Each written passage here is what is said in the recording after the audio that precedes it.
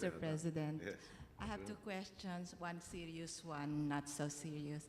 My first question is about the drug mule issue in China. Is there any hope for them, for the accused? And my second question is, how do you deal with the stress? Can I deal with the second question first? A lot of times I find myself listening to my music collection as a means to decompress at the end of the day. Sometimes it's old stuff, sometimes it's new stuff. Depends actually on how energetic I guess I am at the end of the day. Going here, no, knowing that I think my first baptism of fire was with Bulong Pulungan a decade or so ago. And I needed to relax, so I was listening to some jazz music by Bob James. The medyo slower portions of Bob James. Okay. Now, with the first question, what can we expect for the drug mule? We have been really seriously analyzing our war against drugs. No? There have been new incursions by previously parang nationals from foreign countries that were not part of the drug problem in this country. There have been new citizens of various other countries that have been, one of them is the West African syndicate that has been suppressed and been arrested. No? Now, amongst the things that we inherited, for instance, our PDEA has a total number of 16 dogs to cover all the 16 regions of the country. So that is one dog per region, and the dog works for 2 hours at maximum. So, given a 36,000 nautical coastline, no? And of course, the numerous ports, wharves, etc., airports, terminals, the 16 dogs are obviously not going to make it, no? And not going to make a dent. So there is a serious streamlining of and review of the entire procedures in our drug fight. There is, of course, it's multifaceted. No? In the justice side, we have stressed to the prosecutors that your ability to shift papers from one desk to another is no longer the criteria for promotions. The ability to win cases, no, to file the appropriate cases and to win the said cases is the sole criteria of whether or not you will have meritorious promotions. So, unfortunately, in China's case, they still have the death penalty. You know what happened the last time we appealed? The most that they could give us was a reprieve. We tried to afford their families all the opportunities to interact, no, with those who were executed. We have communicated the same time and again to our Chinese counterparts and to their embassy officials. They answered in reply that there is a very serious problem with drugs in their country, and this has gone through the judicial process. I'm still awaiting a reply from the letter that I sent President Hu Jintao. But I will have to be realistic, given the past time that we did appeal to them. We were not able to secure a commutation for those that were executed previously. Thank you, sir. Can I call on Rina David from Inquirer?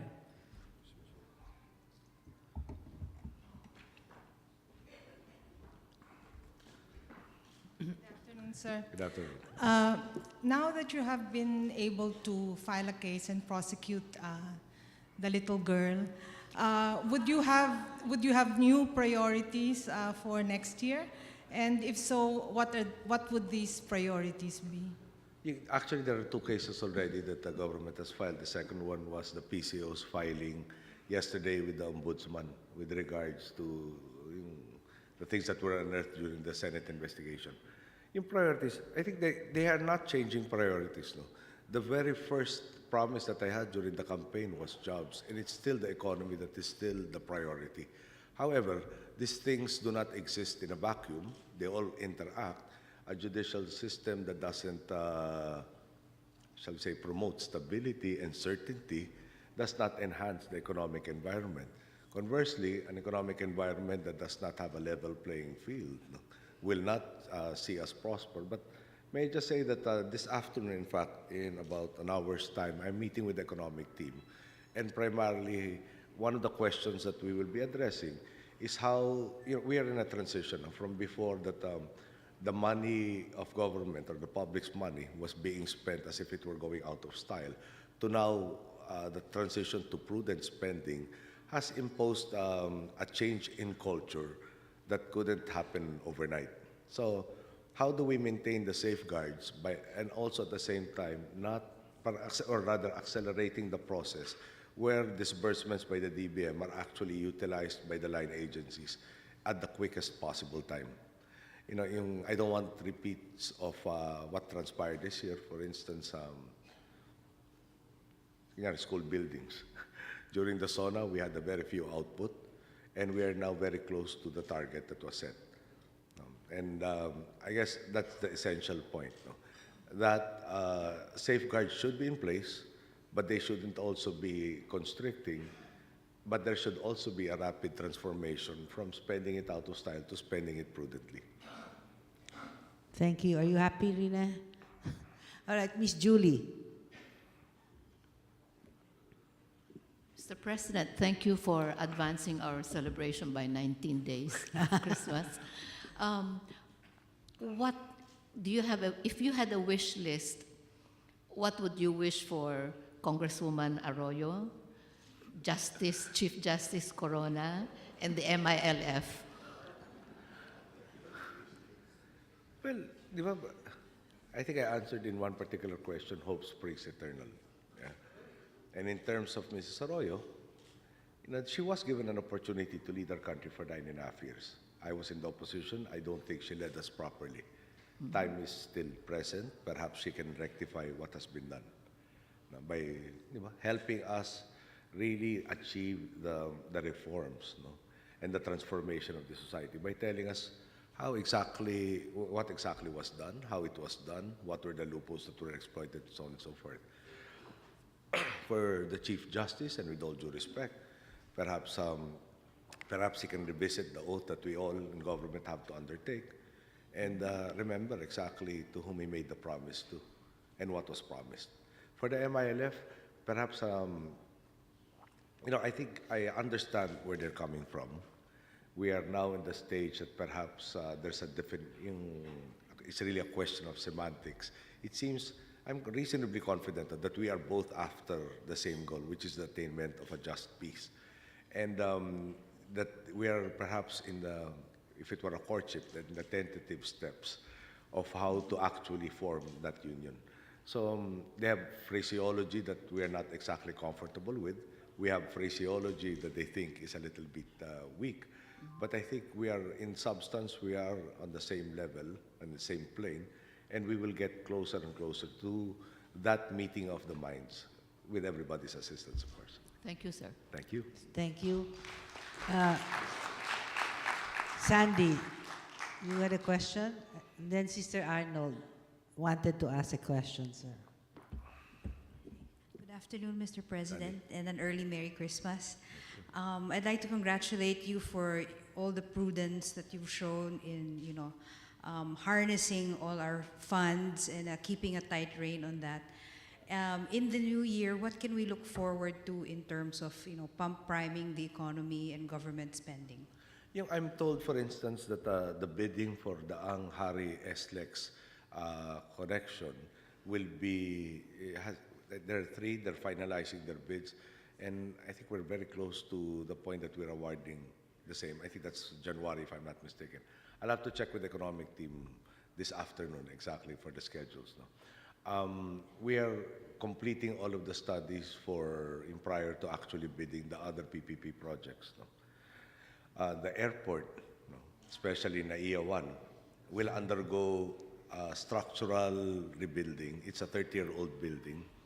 There is a step-by-step process, the structural and functional things that have to be done first. Then, of course, the aesthetics after that.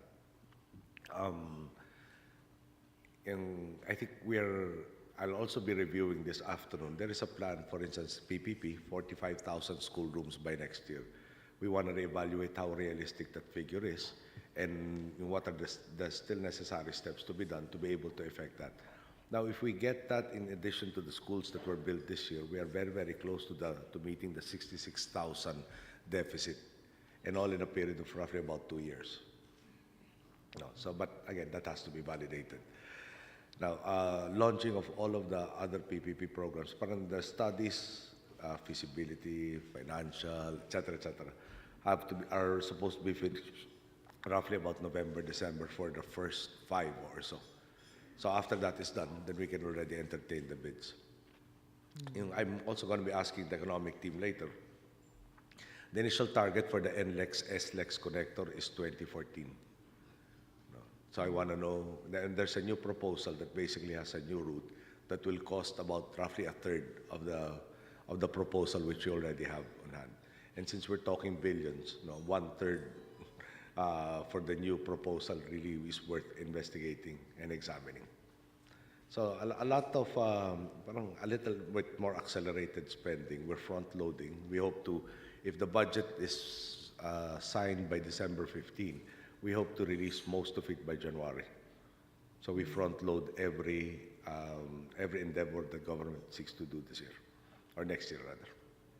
Thank you, Mr. President. you. Ms. Aida Sevilla.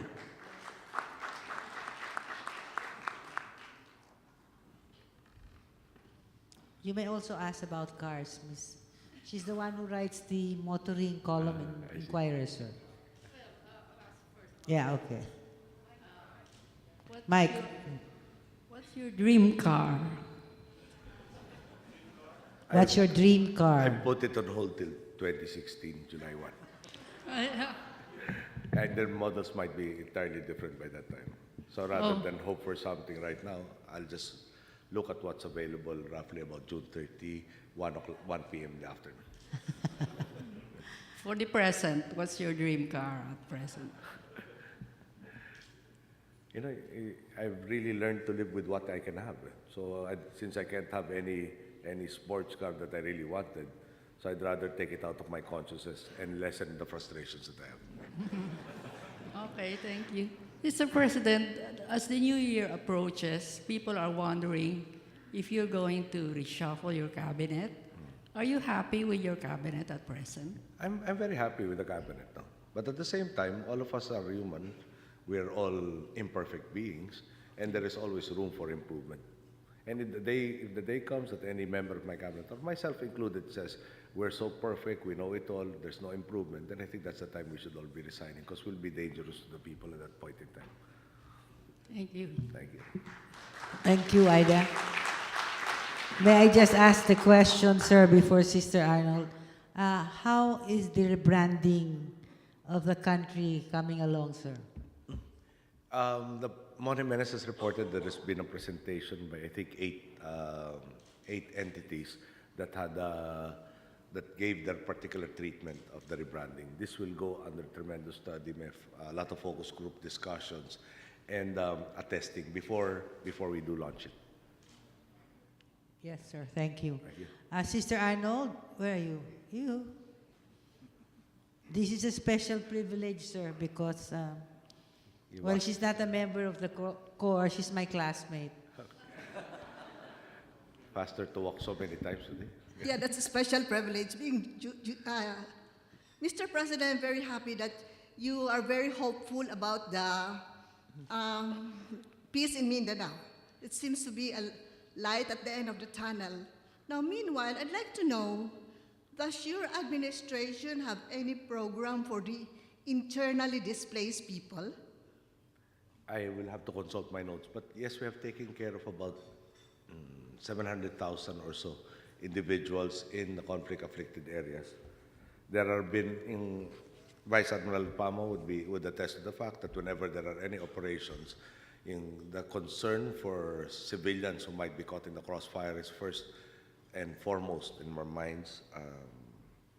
Okay. We have spent, government has provided a total of about 1.85 billion worth of humanitarian relief, early recovery, and rehabilitation projects to over 700,000 internally displaced persons in regions 10, 12, and the autonomous region of Muslim Mindanao. Over 800 million was allotted for relief assistance, food and non-food, and over $1 billion for early recovery and rehabilitation projects. I think this includes also core shelter housing.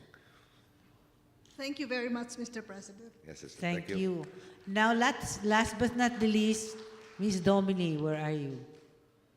Domini Doravillas? Here's Dominic.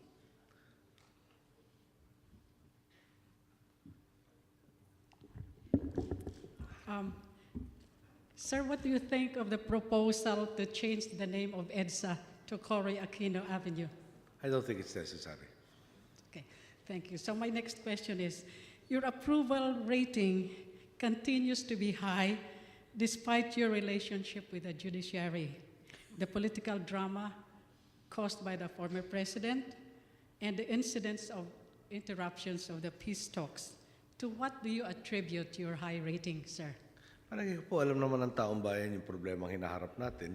I've always tried to be honest with everybody, tell them the bad and the good news at the same time.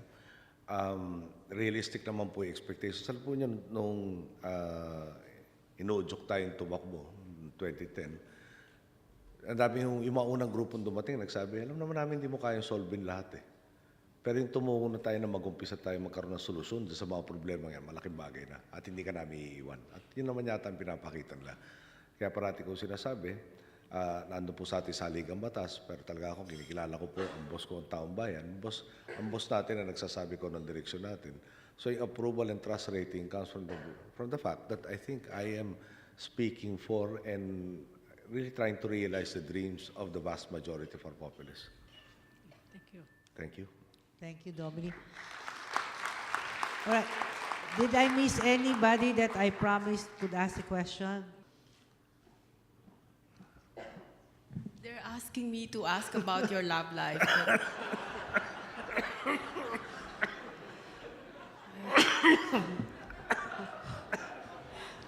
Can we talk about poverty first before your love life?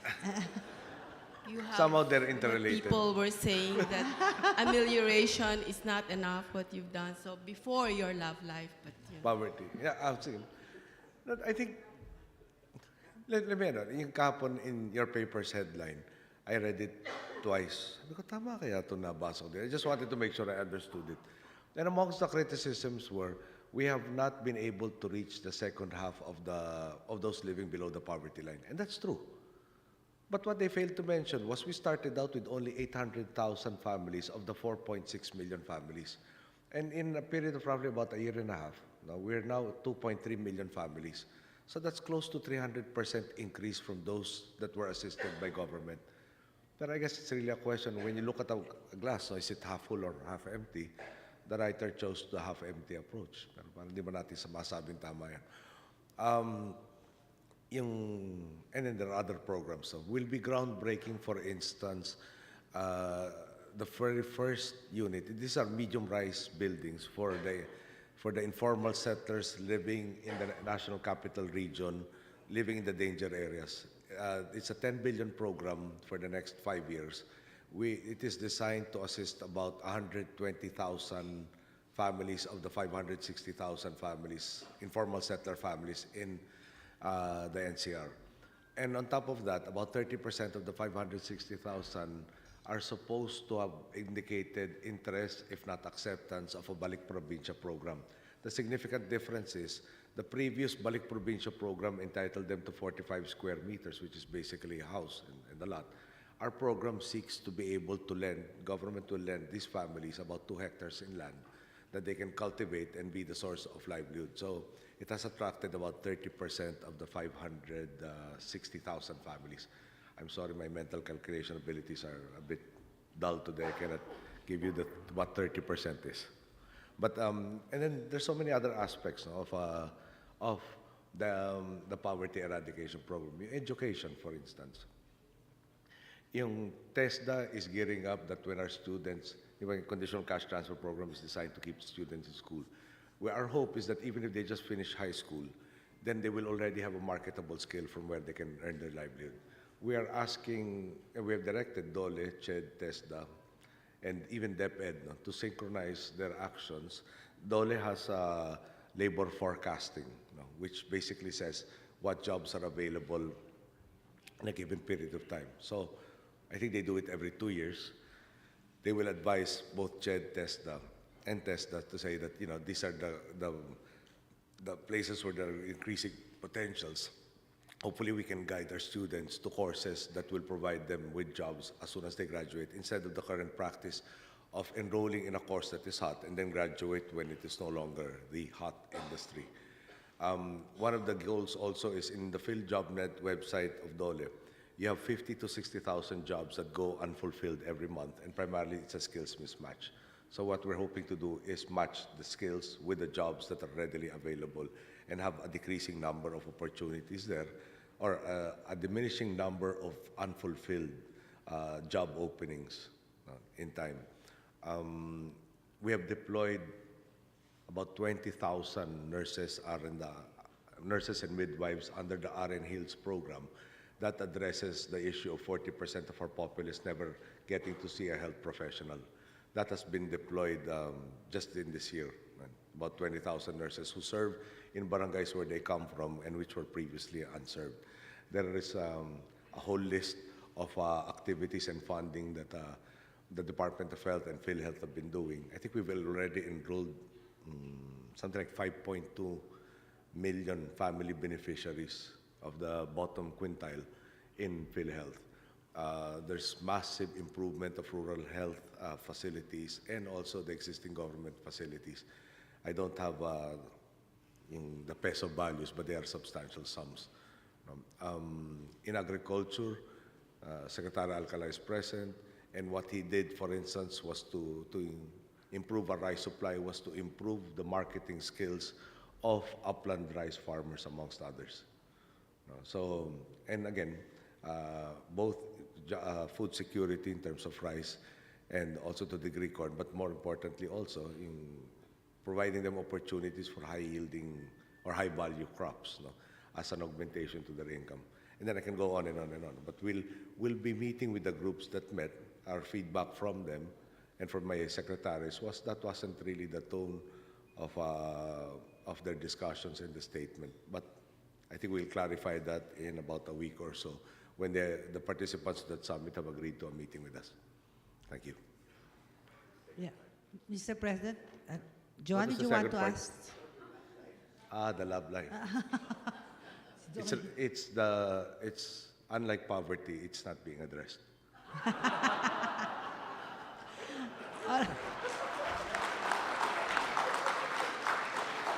All right, Miss Joanne. Yeah, one more, yeah. Mr. President, when is your next foreign or state visit? To the White House? We've been well, that's Europe? still being worked out, exactly which month. We were invited by President Obama. But what comes to mind initially is the first ASEAN meeting for next year. There are 2 ASEAN meetings every year. The first one will be April in Cambodia. There's somewhere in the course of the year, yung Asia-Europe meeting, ASEM, and then the APEC and ASEAN Plus. And your meetings. first trip to Europe, when do you foresee it coming? Not yet finalized. We're also, excuse me, gotten invitations to Australia. Yesterday, the call of the outgoing New Zealand ambassador, he said, since you're in the neighborhood, you might want to go to New Zealand. And I said, perhaps that can be worked out. And I think I have a standing invitation from Papua New Guinea, which is not that far off. I told the Department of Foreign Affairs, which is the primary agency tasked to plan all of this out. You know, if you get me to Europe, you might say that we'll have to pass through the Middle East to get to Europe. You might say also to take a Middle East sweep. I'd rather be spending time in this country the way you're planning it out. I might be spending half of the year out of the country, and I will not accept that. Thank you, sir. Thank you.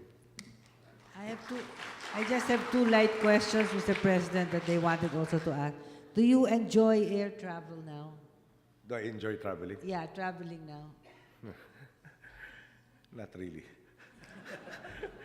You know, when the benefits are you get to see places that perhaps normally you cannot see. When we went to China, we were in the Forbidden City. We really had access to the bottom of the throne of the emperor. But at the same time, in a lot of instances, when you get to see a site, even domestically, you get. We went to Bukidnon one time. We were traveling on the highway, and they said they have this rock formation they call the Sleeping Giant. So it was pointed out to me, I guess I got 20 seconds to look at the Sleeping Giant because we were just passing through. We went to, I think, the speech before the IBM, or upon the invitation of IBM, we spoke at the Kennedy Center. So I can claim that I've been to the Kennedy Center, but I only saw the backstage of the Kennedy Center. So yung fringe benefits of this travel are not really there. And of course, when I got back from Honolulu, I think we spent less than 2 days here, and we were off to Indonesia. And we were in the midst of, shall we say, certain legal issues that I had to leave. No? So the United States trip next year and the first ASEAN meeting might also, hopefully, no, will not be in the same mode. No, parang go to Washington, then go to Cambodia after passing by for a change of clothes in the Philippines. Huwag naman sana ganun. Yes, sir. Julie, okay. Just a quick one, Mr. President. From your perspective, this 1.5 years, how has your appreciation of the country and the people changed? Give me details. I'll share with you one thing that really inspired me a lot. No? We were in October 31, we went to visit our parents. There was this lady who approached Chris and told Chris the following, something to the effect na, sabihin mo kay Pinoy, kami lang ang pakinggan, kami mga maliliit. No? Huwag na umintindi ng iba pa. Then she managed to get to me subsequently, about 20 minutes or so later. And no insult meant, and all due respect, na sabi niya, huwag ka nakikinig dyan sa mga akala na matatalino sila sa media. Kami lang ang pakinggan mo. No? Kami ang sasabi ng totoo, at di ba kasabi mo kami ang boss mo? And I said, for somebody who was not, di ba, who looked very simple, who wasn't lettered, who didn't seem to be the eminence grise of anything, to come up with conventional wisdom or folksy wisdom that he really hit the core. No? Gives me the hope that our voters are perhaps not given enough credit. No? And that was my experience when I was a congressman in Tarlac, and I'm given more and more evidence of the same. That they really know what's happening, they really know what they want, and they really know how to get there. And if I continue with the focal point of that aspiration, that I'm very willing to do so, and I have committed to them to lead them to that land. Okay. Thank you. Mr. President, yung boss nyo ba hindi masyadong demanding? Kasi sinasabi mo yung mga tao, boss nyo, no? Hindi ba masyadong demanding at times? Kung lahat naman magiging tama all the time, di nasa langit na po tayo nun. Kaya tanggap ko na po na nasa lupa pa lang tayo ngayon. Talagang, kung meron, siguro nung nasa distrito pa kami Tarlac would be, I think, best illustrative. Meron mga tao darating tuwing eleksyon, tutulungan kami, kasama namin sa gutom, sa puyat, sa hirap. Pagkatapos sa eleksyon, aalis, hindi namin makikita hanggang susunod na eleksyon. Wala akong hinihingi sa gitna, walang pabor, wala mga acknowledgement na hinihingi. On the reverse side naman, meron naman kami mga ibang kapitan na in the course of serving them for the 3 years, talaga wala masabing pinabayaan sila. Pagdating ng eleksyon, ligawan na naman kami katakot-takot. So nagrereklamo ibang kasama ko, bakit ito ganyan itong tao? Ito parang ibang-iba naman sa atin. Pagtapos ng eleksyon, no, talagang kakampi natin buong buo. Pagdating ng eleksyon, biglang teka muna. Sabi ko sa kanila, kung kaya niyong tanggapin yung mga taong tulad niyan, o kung kaya niyong tanggapin rather, yung mga sobrang bait naman sa atin na tumutulong lang, na walang hinihinging kapalit, obligado rin tayo dahil sa balanse sa mundo, tanggapin itong mga iba na talagang wala naman tinutulong, marami pang hinihirit. No? So ganun lang, kung may balanse hong perfecto, politiko lang tinutulungan tayo natin pananampalataya na nasa langit na po tayo. If we can have everything we wanted, the way we wanted it, when we wanted it, then we would really be in heaven and not on this earth. Maraming salamat to, Mr. President. At pinaunlakan ninyo kami